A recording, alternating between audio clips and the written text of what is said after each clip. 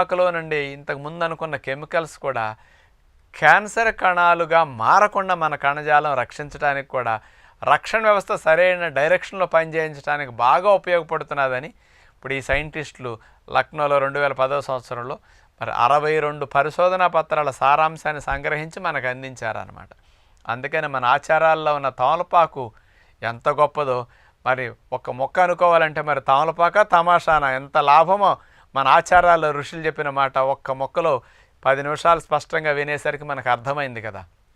అంచేత ఎప్పుడన్నా మనకి హెవీ ఫుడ్స్ తిన్నప్పుడు, అవకాశం ఉన్నప్పుడు, పూజలప్పుడు తాంబూల సేవనం ఆరోగ్యానికే తప్ప అనారోగ్యం కాదు.